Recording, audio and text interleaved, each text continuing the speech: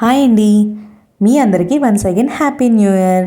మీకు 2025లో బాగా బాధ పెట్టిన విషయం లేదా హ్యాపీగా ఫీల్ చేసిన విషయం ఏదో ఒకటి ఉంటుంది కదా, అది నాకు కామెంట్ చేయడం అస్సలకి మర్చిపోవద్దు.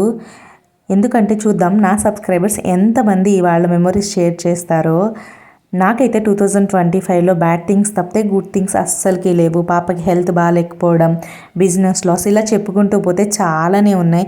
ఈ 2026 అంతా మంచి జరగాలి అని కోరుకుంటున్నాను.